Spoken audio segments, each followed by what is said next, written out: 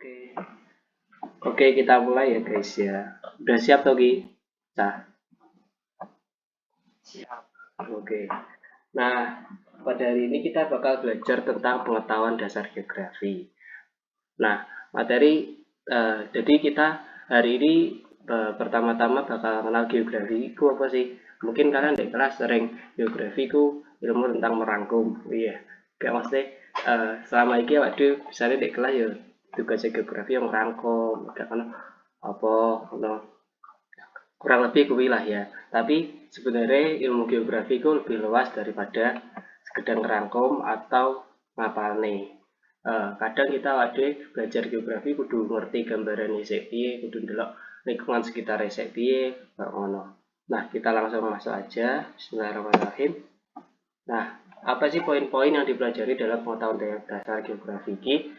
Pertama adalah pengertian geografi, kedua ada sejarah perkembangan geografi, ketiga ada objek geografi, keempat ada aspek geografi, kelima ada ruang lingkup geografi, yang keenam ada konsep atau konsep esensial geografi, yang ketujuh ada pendekatan, yang kedelapan ada prinsip geografi, dan yang kesembilan adalah keterampilan dasar saat kita mempelajari geografi.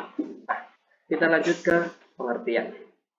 Nah, uh, biasanya ilmu-ilmu itu diartikan di bahasa Yunani. Nah, dalam geografi sendiri ya kayak ngono. Dalam geografi diambil dari bahasa Yunani. Geo artinya bumi, geo artinya bumi ya. Pointer. Nah, baik graphein tulisan gambar atau deskripsi. Terus, digabung geografi artinya ilmu yang mendeskripsikan, menggambarkan, atau mengkaji fenomena di permukaan bumi. Nah, jadi kok kira kan gene fenomena. Nah, ini supaya lebih gampang, lebih bisa memahami yang dideskripsikan, yang dituliskan, yang digambarkan ini apa nih bumi sih? Yaitu fenomena yang ono di permukaan bumi. Nah, fenomenanya apa ya? Ada fenomena iklim, terus vulkanisme dan tektonisme, terus pertanian, ekonomi, flora, fauna, dan lain-lain. Nah, kok kira timbul pertanyaan ki, bukannya ekonomi itu ada disiplin ilmu dewe ya, terus flora dan fauna itu bukannya dipelajari di biologi, terus vulkanisme, tektonisme itu bukannya ada di kebumian. Nah, apa sih yang diambil geografi dari beberapa fenomena-fenomena ini diambil dan dipelajari geografi. Nah, beda nih geografi dengan disiplin ilmu lainnya. Geografi cenderung fokus untuk mempelajari fenomena secara keruangan dengan membandingkan kondisi daerah satu dengan yang lain.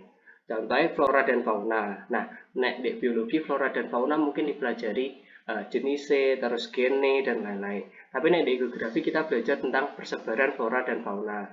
Nah, itu ya dipengaruhi dengan iklim, kondisi cuaca. Nah, itu juga kan membantu awak dhewe merencanakan apa sih yang tepat di wilayah kuwi ditanjuri apa, terus dikembangnya apa. Nah, itu tugas geografi. Sampai sini nek sing ditekokne gak? Apa jelas niku kecepatan atau gak paham? Santai guys, kita diskusi. Oke. Nah, itu secara bahasa dan istilah ya. Terus enek istilah apa jenenge pengertian geografi menurut para ahli. Nah, dek kene enek sing jenenge Eratosthenes. Ki aku salah ndeleh kudune Eratosthenes. Nah, nek apa jenenge ekonomi duwe Adam Smith, sosiologi duwe August Comte, sejarah duwe Herodotus, maka geografi yang duwe ahli yang jenenge Eratosthenes. Eratosthenes itu dikenal sebagai bapak geografi dunia. Omahe wonge di Yunani. Nah, Mbah Eratosthenes ini menyebutkan bahwa geografi adalah penulisan atau penggambaran mengenai bumi. Yang DE nyebute geografi iki geografika.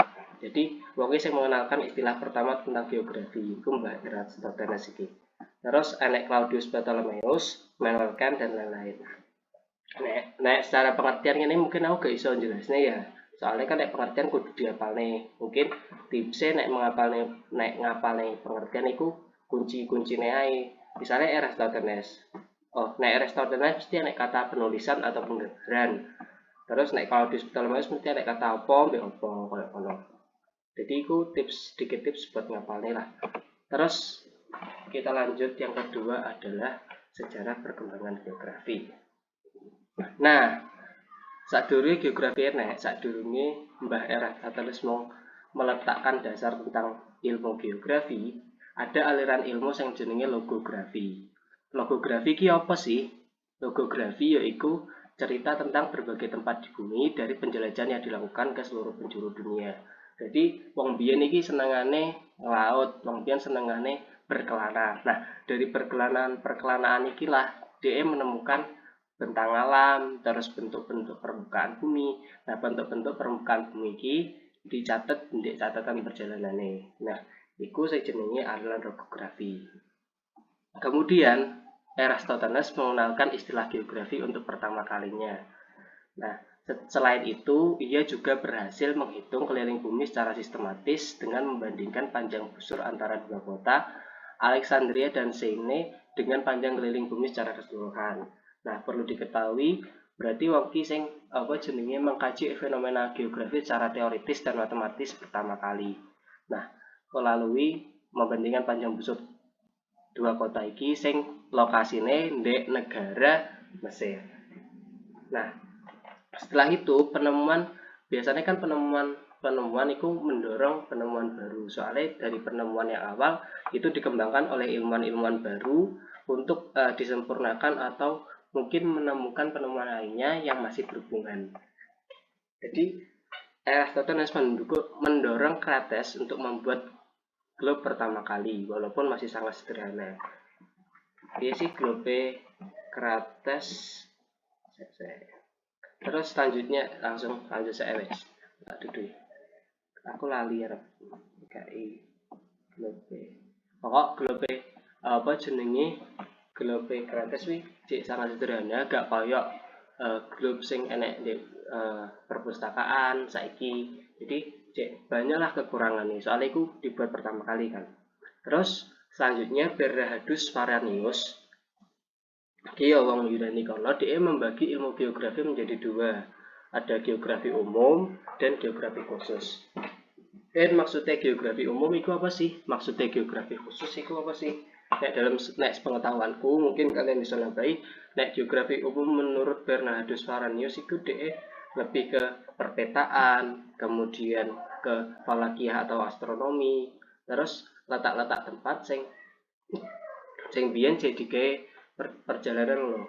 Terus sing khusus itu lebih kayak ke kajian geografi secara khusus. Maksudnya secara khusus itu wis nyentuh tentang litosfer, hidrosfer, terus lapisan manusia antroposfer dan sebagainya. Nah, karena pemikiran manusia berkembang, ilmu geografi pun juga ikut berkembang. Dari pembagian ilmu geografi ala Bernardus Varanius iki, wong malah sadar, oh ternyata pengetahuan tentang kondisi wilayah dhewe dan bandingnya dengan kondisi wilayah itu dengan kondisi wilayah lain itu sangat perlu ya, dan bahkan apa jenenge iso awak dhewe dasar untuk mengembangkan wilayah awak dhewe supaya menjadi wilayah yang lebih baik. Jadi ilmu geografi pun juga ikut berkembang. Dari situ manusia mulai menyadari dan mengulik informasi lebih dalam mengenai geografi. Ada yang bingung nggak? Iya. Oke, tak tulis saya. Geografi umum. Iki sumbernya teko apa jenenge buku Geografi Erlangga kelas 10. Oke, Geografi umum iku DE lebih ke apa jenenge? Apa mengaku lali? Falakiah atau astronomi. Dan letak permukaan bumi.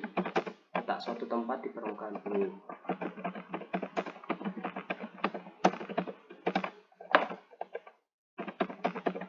Nah, geografi khusus DE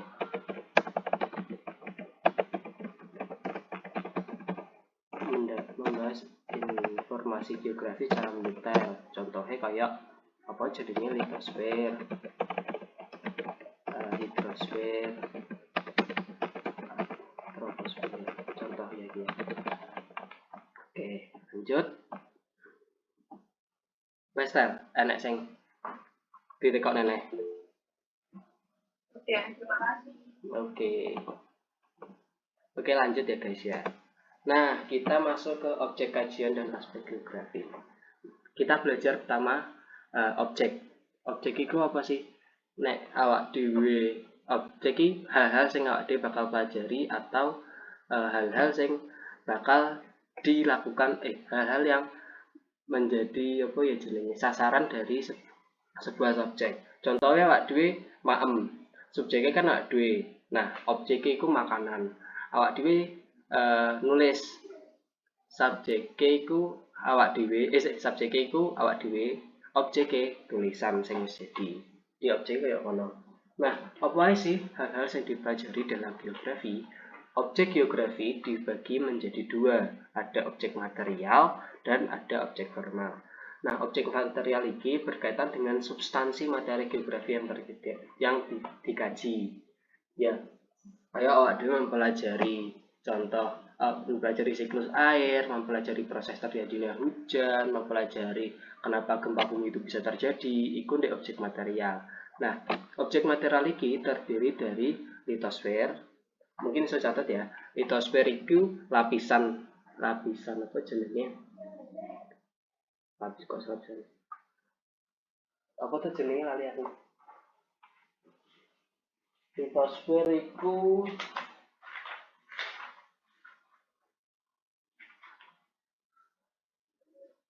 lapisan batuan, lapisan batuan.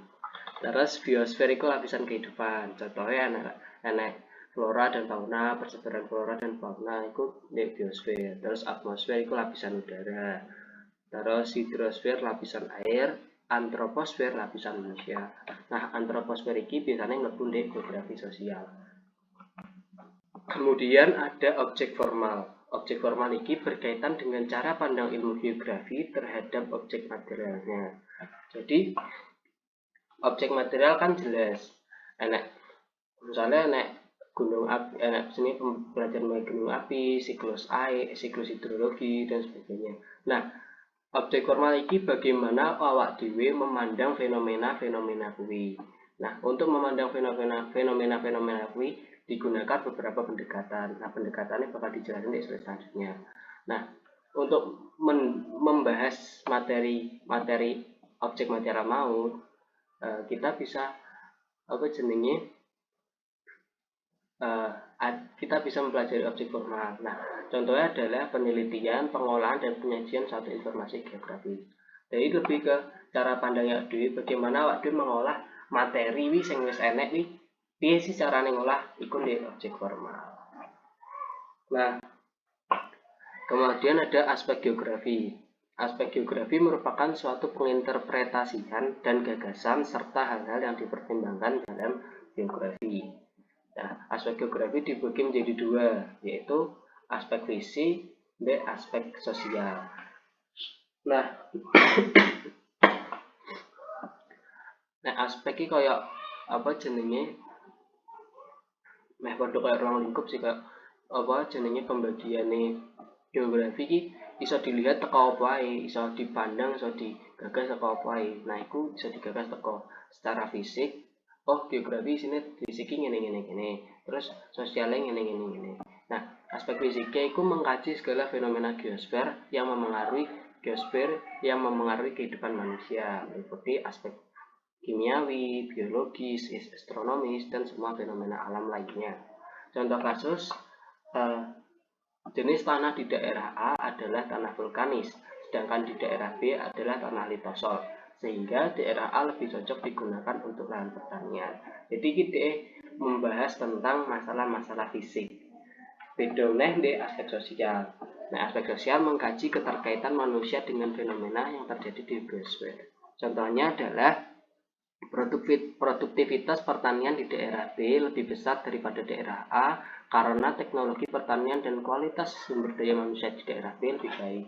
Jadi dia gak mek mandang saka sudut alam itu, gak mek tanah itu, tapi dia mandang saka teknologi, saka kualitas SDM, saka ekonomi, saka produktivitas, iku ndek aspek sosial. Oke, lanjut ya.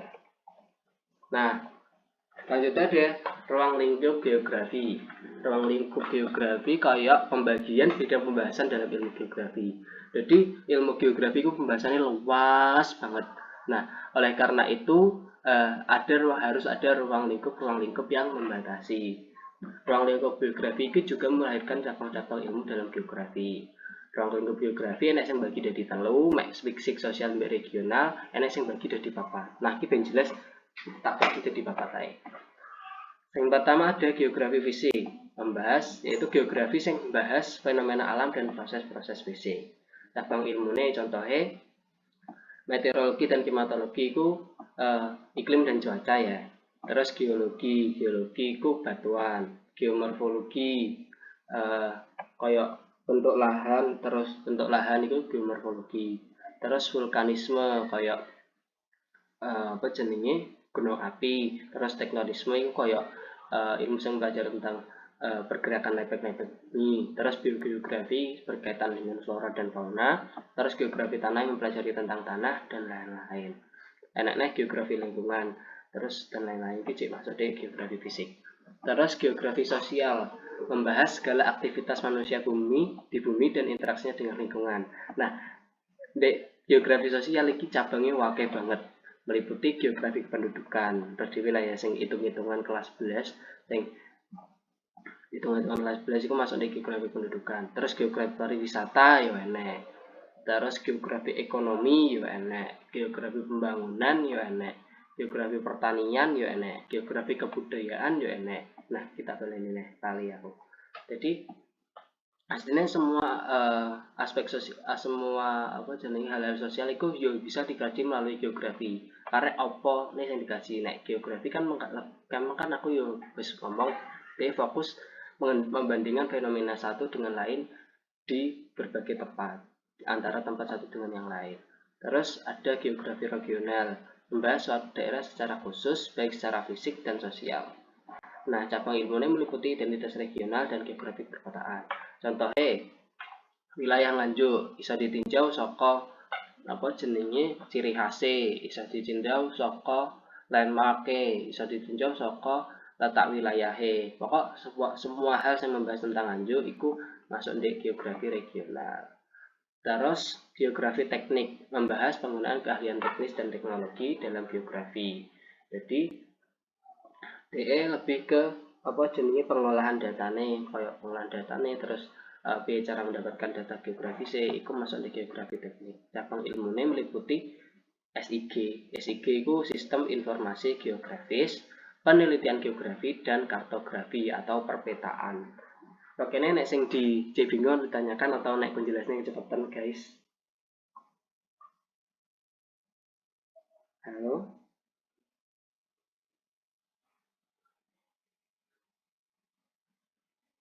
Halo guys, kayaknya ya. Jadilah ngomongnya turun kabeh iki.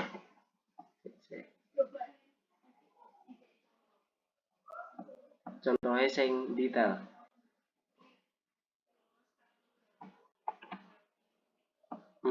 Oke. Oke, contohnya sing kartografi ya. Contohnya perpetaan itu kayak awak dhewe ilmu yang mempelajari tentang peta. Contohnya awak dhewe nggih peta Indonesia, terus kita hitung skalanya, terus goleki apa jenenge bentuknya kayak apa.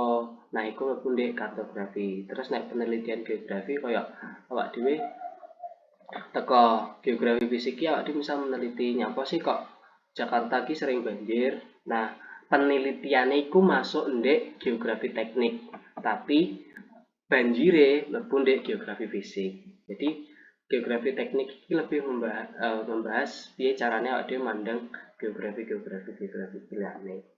Terus nek sistem informasi geografis dhewe lah ya kaya awake dhewe kaya ilmu citra foto, citra non foto, awake dhewe njupuk apa jenenge foto permukaan bumi, terus Google Maps iku mlebu ndek SIG.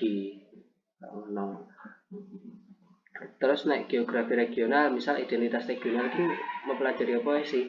Ya kayak mau jenenge misalnya Indonesia ki terdiri dari suku apa, terus bahasane piro, terus pulaune nek piro. Nah, iku identitas regional. Nek geografi perkotaan contohnya bahas tentang struktur perkotaan, rencana tata ruang wilayah, terus DM bahas tentang pola keruangan, interaksi desa dan kota, iku mlebu ndek geografi perkotaan. Terus nek geografi kependudukan, DM bahas tentang jumlah penduduk, piramida penduduk, proyeksi penduduk, terus angka migrasi, angka kelahiran kasar dan sebagainya. Terus nek geografi pariwisata ada yang bahas apa jenenge, nek geografi kan nek jenenge apa siklus pariwisata. Terus nyapa sih wong manusia itu butuh kebutuhan butuh kebutuhan pariwisata terus dan lain-lain. Terus geografi ekonomi contohnya kayak membandingkan sistem ekonomi di satu negara dengan negara lain. Itu masuk di geografi ekonomi. Terus geografi pembangunan. Geografi pembangunan itu kayak apa jenenge? Sing isine wilayah iki maju, wilayah maju apa sih sing perlu pembangunan sing perlu dilakukan. Ya, geografi pembangunan juga nek pembagian negara-negara menurut apa jenenge kualitas pembangunannya. Enak yang dibedakan dari garis brand dan lain-lain. Terus geografi pertanian, contohnya mempelajari tentang revolusi pertanian. Terus jenis-jenis pertanian, enak pertanian subsisten, gaya DW, pertanian komersil. Terus geografi budayaan, mempelajari tentang budaya kayak apa jenisnya, suku, ras, membandingkan suku di daerah satu dengan lainnya, ras di daerah satu dengan lainnya, persebaran ras, itu masuk di geografi budayaan. Terus geografi pertanian itu wis tak bahas lagi. Oke, lanjut ya guys ya. Oke, nah iki sing sering metu ndek soal, kadang yo metu ndek UTBK. Biasanya sing metu malah konsep geografi, prinsip, mbek pendekatan. Nah, kita bakal dipelajari.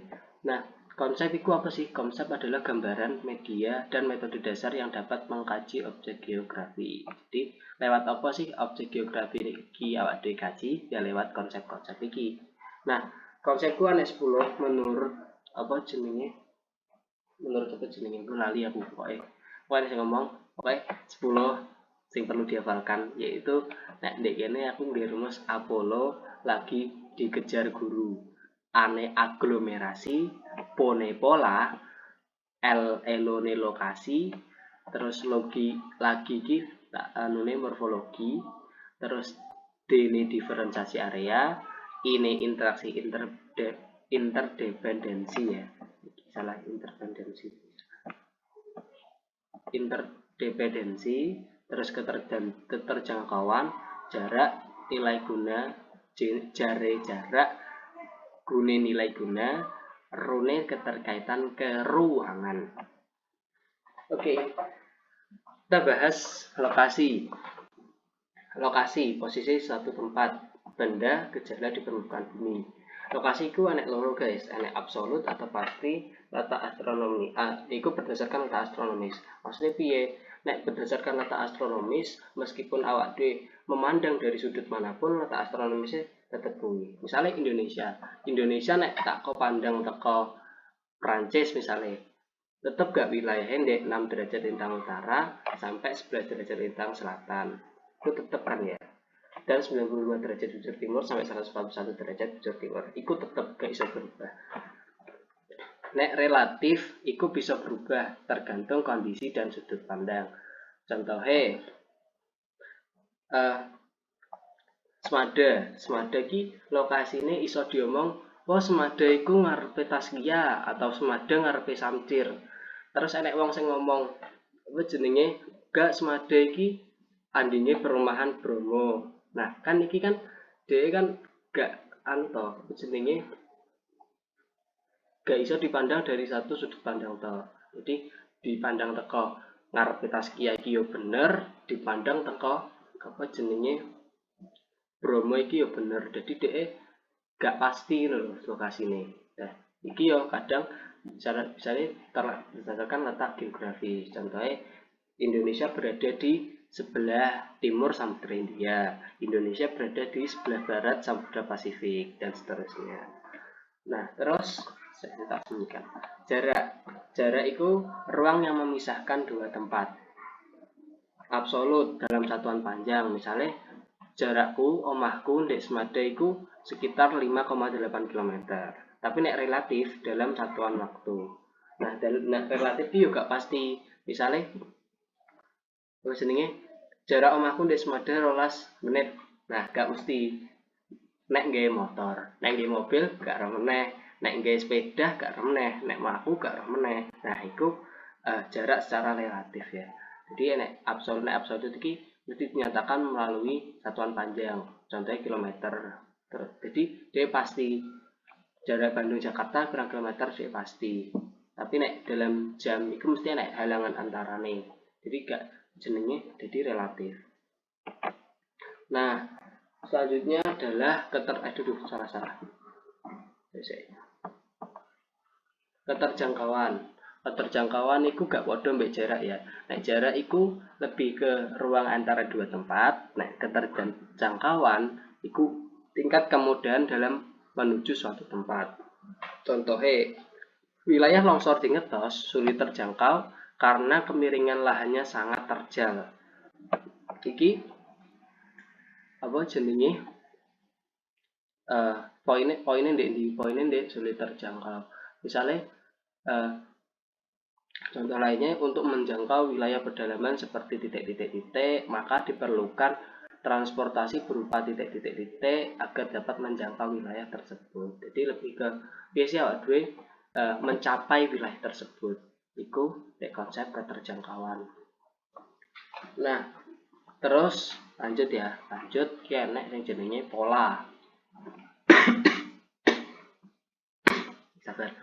Nah, konsep pola itu adalah susunan bentuk dan persebaran fenomena geografi dalam suatu ruang permukaan bumi yang biasanya berulang-ulang. Jadi, pola mesti berulang-ulang. Contohnya, karena berada di wilayah dataran rendah dan struktur batuannya homogen, wilayah Kabupaten Nganjuk memiliki pola aliran sungai dendritik.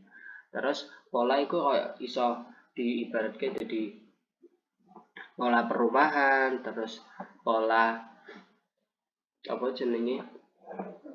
Pokok hal-hal sing berulang-ulang. Terus pola persebaran penduduk kayak ngono-ngono iki. Jadi pola iki biasanya iki apa jenenge? Intinya iki dhek berulang-ulang. Nek berulang-ulang berarti itu pola.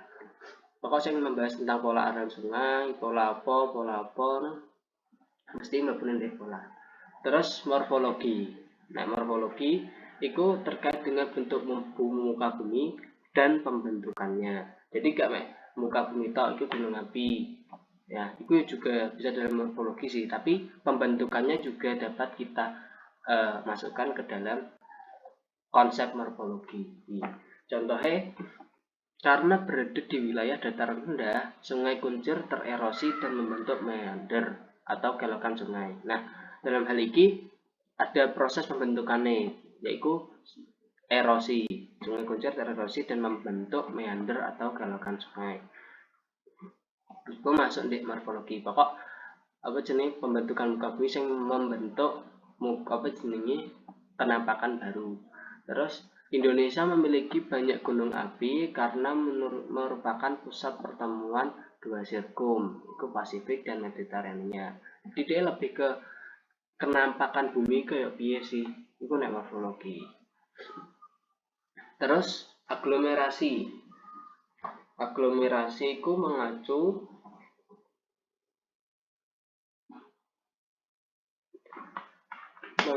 pada kecenderungan pengelompokan fenomena di suatu wilayah. Contohnya, pokok apa jenenge dalam suatu wilayah ini didominasi oleh apa sih? Contohnya berkampung. Yang lebih sederhana ya daripada iki. Contohnya, desa X dikenal sebagai wilayah perkampungan Cina. Jadi ada dek kono iku anak apa jenenge wong Cina yang meninggali tempat itu. Terus daerah Y dikenal sebagai perkampungan Arab dan sebagainya. Terus nek kene tak contohnya yang lebih apa ya? Yang lebih real Iku para pengamen dan pemulung biasanya tinggal di daerah kumuh yang terdapat di bantaran sungai atau dekat rel kereta api. Pemukiman nelayan biasanya terletak di pesisir pantai dan sebagainya. Jadi kayak wong-wong sing pengamen dan pemulung itu lumpuk di daerah kumuh, di bantaran sungai dan dekat rel kereta api. Jadi mengelompokkan satu fenomena. Nah, lanjut ya.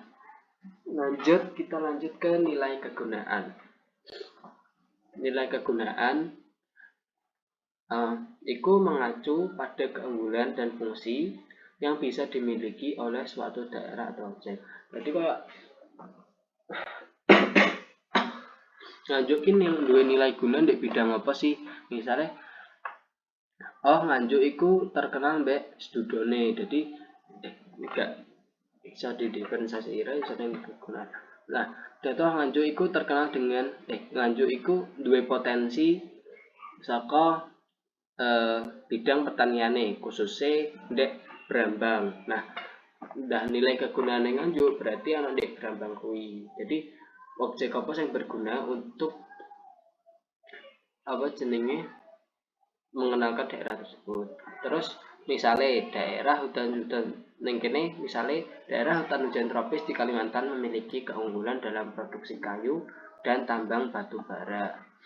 Jadi dek kono karena daerah hutan hujan tropis, dia duwe keunggulan yaitu produksi kayu dan tambang batu bara. Nyapa kok iso tambang batu bara ana di daerah tropis? Soalnya batu bara iki berasal dari pelapukan batuan yang pelapukan tumbuhan tropis yang sudah berdiam sejak selama jutaan tahun. Jadi batu bara ini asalnya teko tumbuhan. Terus interaksi dan interdependensi. Ya, iki dia kaitannya mbek hubungan timbal balik antara dua wilayah. Kan jelas ya kata kuncinya di sini interaksi gitu. Nah, kata kuncinya interaksi. Dia berkaitan dengan hubungan timbal balik antara dua wilayah. Misalnya, wilayah desa menyediakan pasokan beras untuk masyarakat kota, sedangkan wilayah kota menyediakan alat-alat untuk memproduksi beras. Jadi wilayah dan desa dan kota itu saling melengkapi, saling berinteraksi untuk memenuhi kebutuhan satu sama lain. Selanjutnya konsep yang ke-9, yaitu diferensiasi area. Nah, berkaitan dengan landmark atau karakteristik unik dari suatu daerah yang membedakannya dengan daerah lain.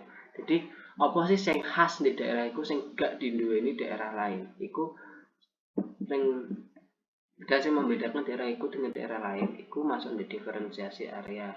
Nah, contohnya ketika mendengar kata nganjuk, orang akan berpikiran tentang angin, Brambang, dan sego beceknya. Atau ketika mendengar tentang kata Jakarta, pasti orang akan ingat tentang Monasnya atau GBK-nya, terus Semarang tentang Lawang Sewunya dan sebagainya.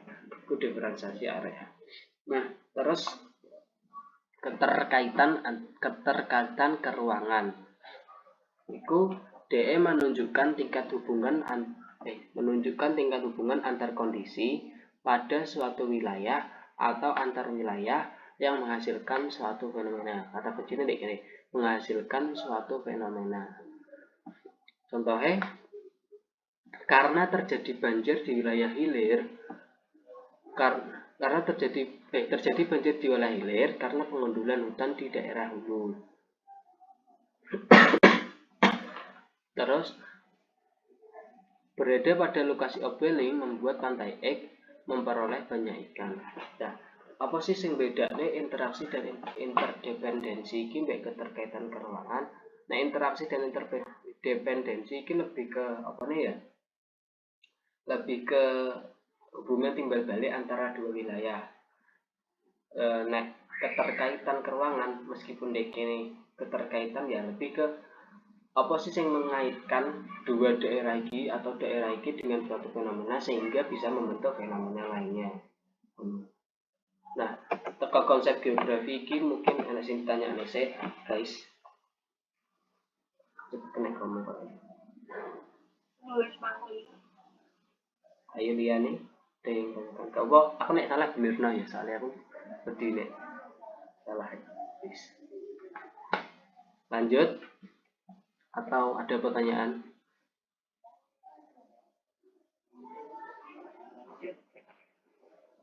Lanjut ya, oke. Oke, lanjut. Sek. Dulu.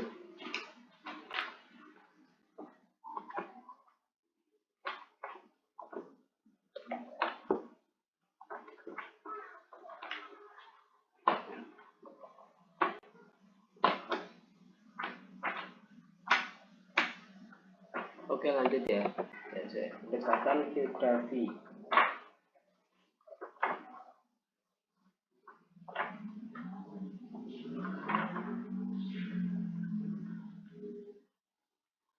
Satu lagi lanjut apa nih pertanyaan gitu lah dijawab ya.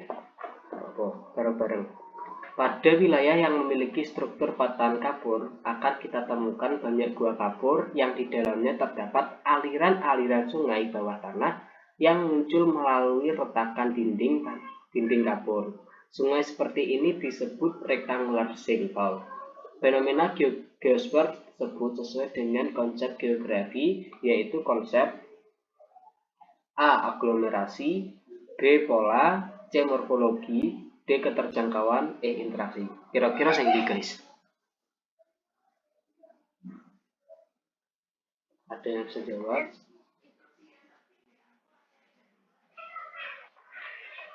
Yo, gak kene senek gak tak kene anu tapi gak tak kene anu cuma tak wocok netok. Oke, tak ulangi ya. Pada wilayah yang memiliki struktur patahan kapur, akan kita temukan banyak gua kapur yang di dalamnya terdapat aliran-aliran sungai bawah tanah yang muncul melalui retakan dinding kapur. Sungai seperti ini disebut rectangular sinkhole. Fenomena geosfer tersebut sesuai dengan konsep geografi, yaitu konsep A. Aglomerasi, B. Pola, C. Morfologi, D. Keterjangkauan, E. Interaksi. Apa guys kira-kira?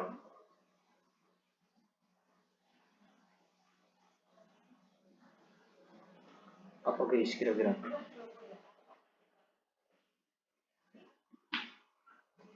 Masa tak ulangi lagi? Apa pal? Apa etel? Apa coba bang? Diva dan lain-lainnya?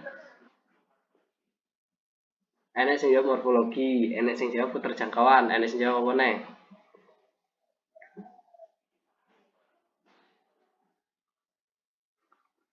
Aglomerasi, pola, morfologi, keterjangkauan, interaksi. Kita kira-kira sing di.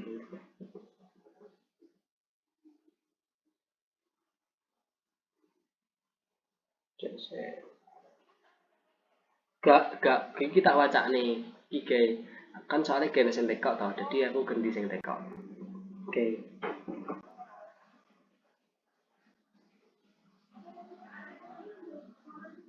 Tabelnya ya. Pada wilayah yang memiliki struktur patahan kapur, akan kita temukan banyak gua kapur yang di dalamnya terdapat aliran-aliran sungai di bawah tanah yang muncul melalui retakan dinding kapur. Sungai seperti ini disebut rectangular sinkhole. Fenomena geosfer yang tersebut sesuai dengan konsep geografi, yaitu konsep A. Aglomerasi, B. Pola, C. Morfologi, D. Keterjangkauan, dan E. Interaksi.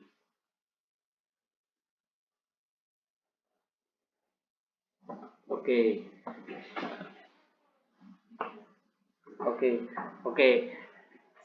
Tapi aslinya guys, ndek kuncine iki jawabane apa? Pola. Mergo kemeng enek kata-kata sing di dalamnya terdapat aliran-aliran sungai bawah tanah. Nah, teko aliran-aliran iki berarti sudah diidentifikasi bahwa itu bukan cuma apa jenenge kenampakan bumi tapi membentuk pola. Nah, polanya itu yaitu rectangular sinkhole, di mana rectangular iki ya salah satu bentuk pola aliran sungai. Jadi aslinya pamane ada yang jawab morfologi itu ya benar, tapi ada yang lebih tepat yaitu pola itu. Oke, berarti mengapa sing arep tekok lebih?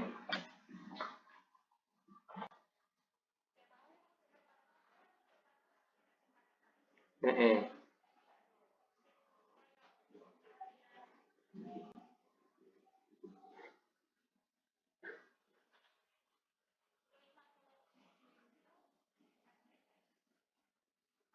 Ini. Oh, emang kan aku bahas Pak geografi sosial, geografi regional, geografi teknik.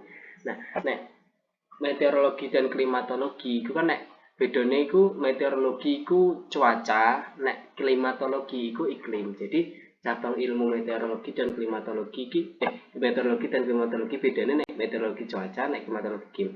Nah, di dalam cabang ilmu meteorologi klimatologi itu yang dipelajari apa aja sih? Yang pertama ada struktur lapisan udara, terus ada uh, efek rumah kaca, gelombang elektromagnetik, terus mempelajari juga tentang apa ya, kondisi udara, terus proses terjadinya hujan, perbedaan jenis hujan. Nah, itu masuk di meteorologi dan klimatologi. Pokok kabeh unsur-unsur iklim, mulai dari penyinaran matahari, terus dari penyinaran matahari itu timbul tekanan, tekanan nenek suhu, suhu nenek tekanan, dan tekanan nenek angin dan sebagainya itu masuk di ilmu meteorologi dan klimatologi. Nah, terus geologi, nek geologi itu apa? Nek geologi itu de mempelajari tentang batuan. Jadi nek geologi lebih ke bedone geomorfologi, geologi. Nek geomorfologi ki ya lebih ke bentang alami, tampak luare, tapi nek geologi ki tampak dalame. Jadi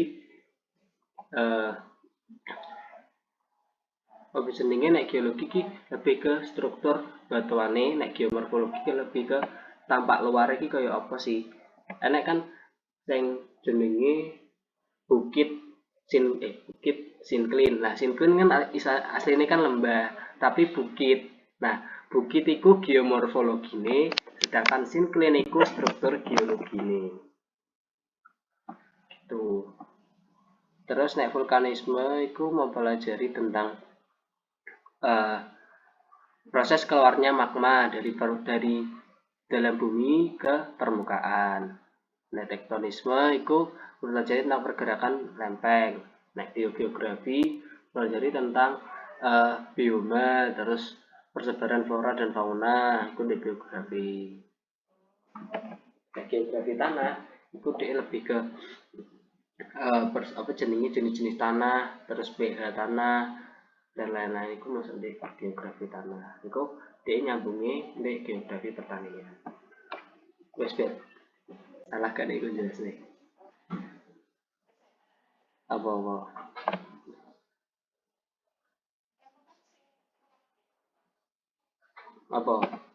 Objek.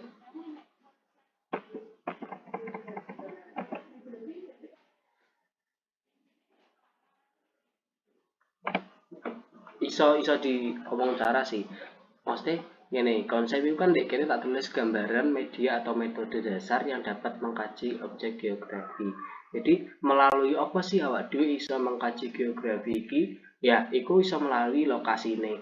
Fenomena iku, melalui jarak fenomena iku, melalui keterjangkauan fenomena iku, terus melalui polane, morfologi iku fenomena itu kayak piye. Nah, iku awak dhewe iso mengkaji lewat iku.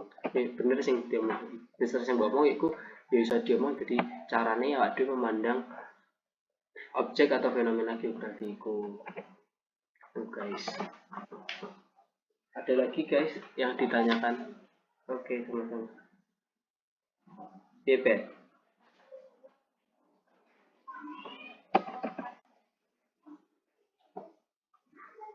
ruang lingkup ruang kaji, ruang lingkup ruang kajian.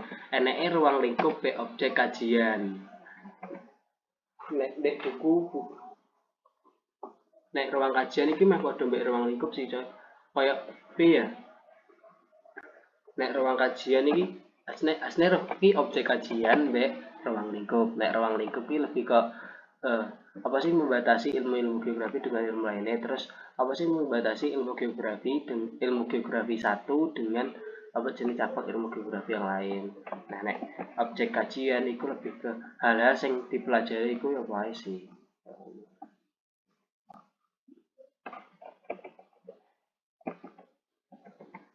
Ada lagi guys yang mau ditanyakan?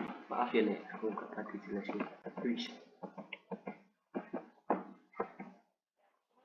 Yoi, sama-sama tuh. Oke, lanjut ya guys. Nah,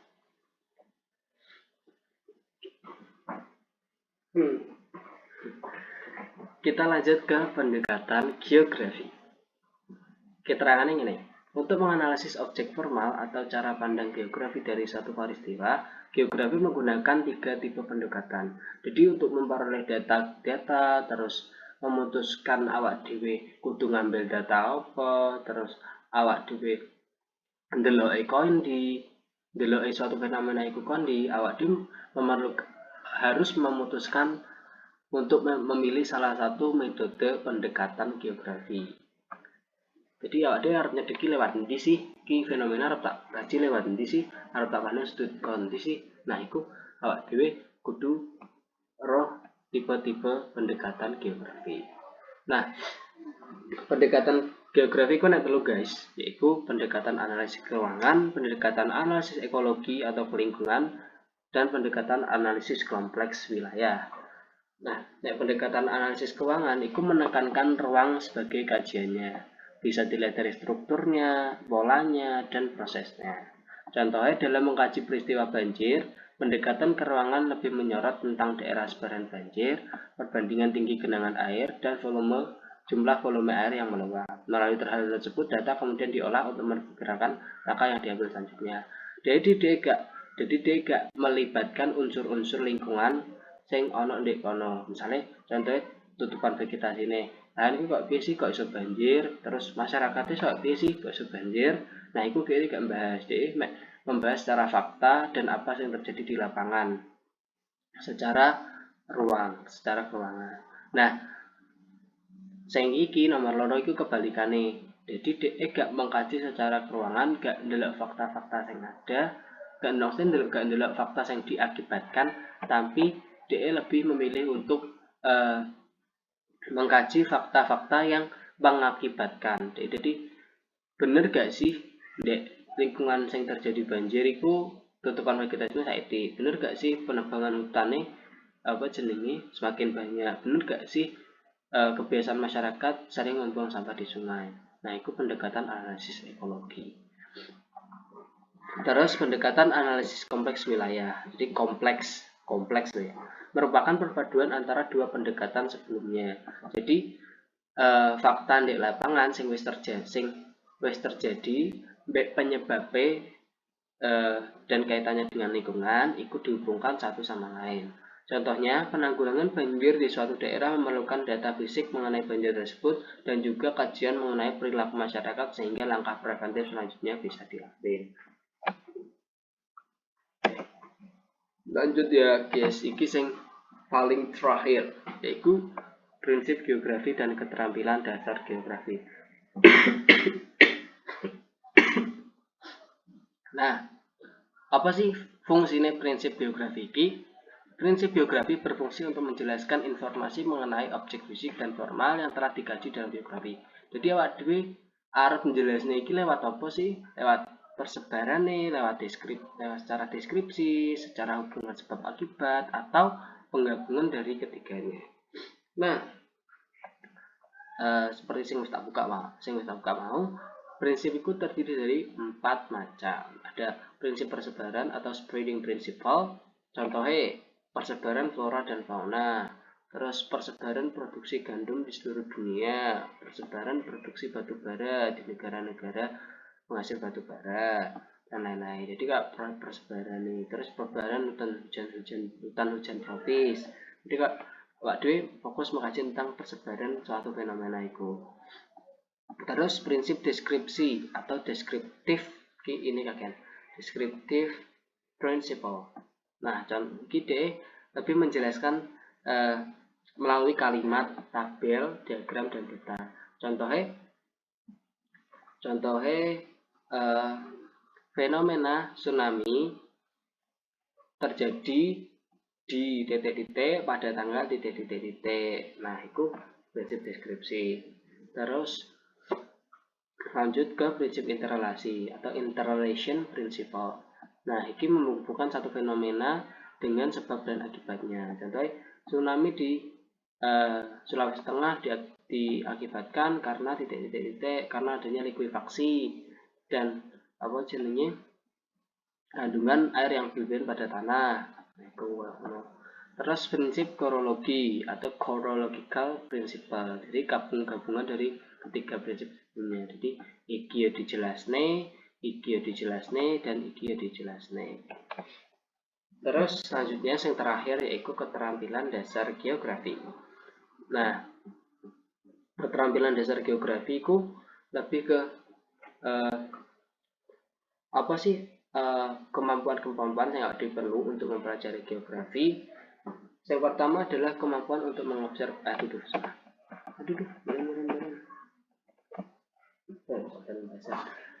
Kemampuan untuk mengobservasi atau mengamati. Terus kemampuan untuk mendeskripsikan, kemampuan untuk pemetaan, klasifikasi, dan analisis. Itu mungkin observasi kan pengamatan, diskusi menjelaskan fenomena kondisi, terus pemetaan itu kayak buat nggak peta, fotografi, nggak peta, gitu, terus menyajikan data perpetaan, terus klasifikasi kok menggolongkan fenomena satu ini membundi sih, terus fenomena ini membundi sih, terus analisis ini terjadinya tsunami ini terjadi karena apa ya? Oh karena iki kemudian analisis. Oke. Mungkin penjelasannya tentang apa jenenge pengetahuan dasar geografi segitu. Ada yang tanyakan guys, atau mungkin ada yang sharing mungkin penjelasanku ada yang kurang tepat, mungkin bisa dibenerin guys, santai. Ada nggak guys?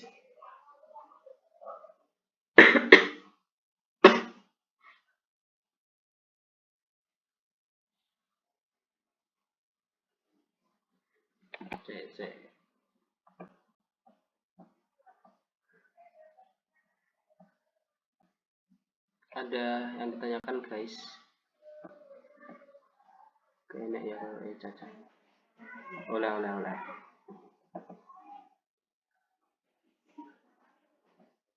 Oke, saya tak buka nih slide-nya ya.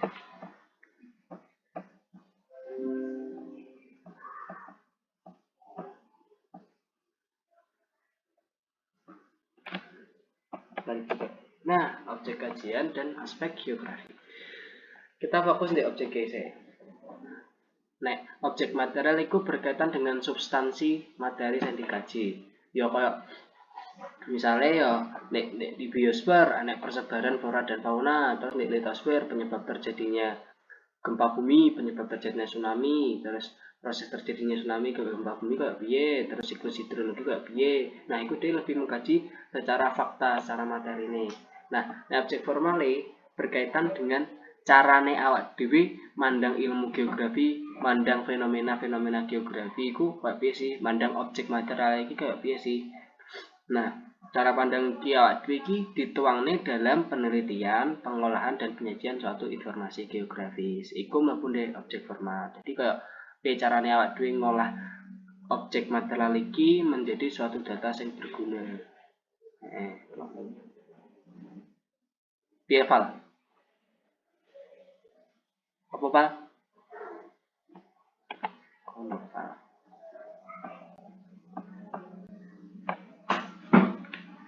Guys, ada yang tanyakan nggak guys? Wah, tak mood gimana? Oh ya Allah, tak balik ya guys ya. Sabar. Ya lupa. Sik.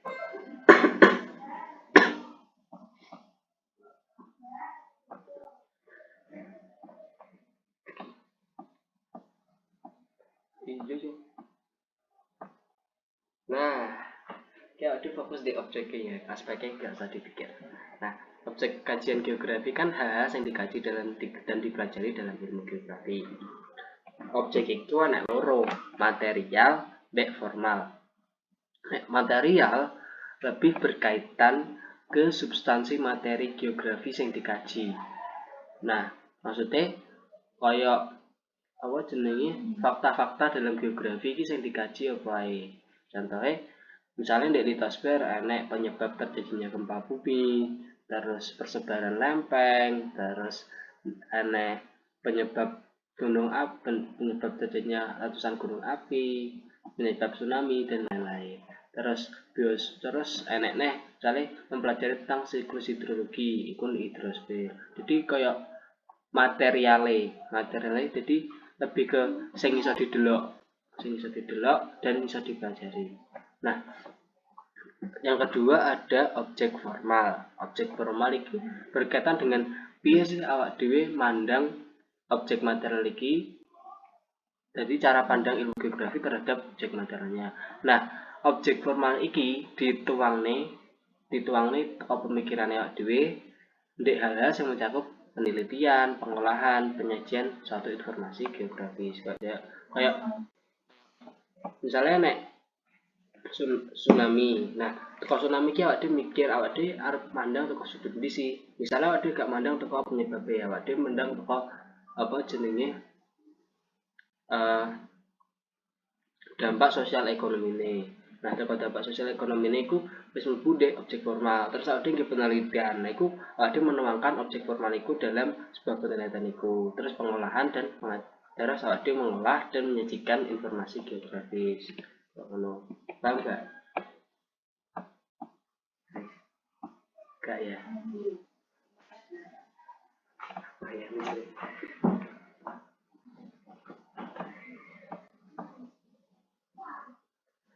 Oke guys, ada yang tanyakan lagi gak?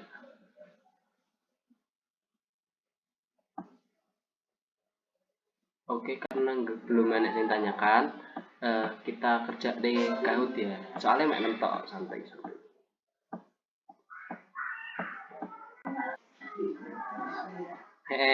Kok pamane tanya ndekku. Terus aja lali ya kingko kan enek link feedback. Nah, tolong feedbacknya diisi. Feedbacknya wis dikirim garang ndek apa jenenge? pesan gini. Message. Oke, ki ID KUT 08498839 tak copy, tak kayak di message. Silahkan digarap guys, mohon maaf ya kurang jelas.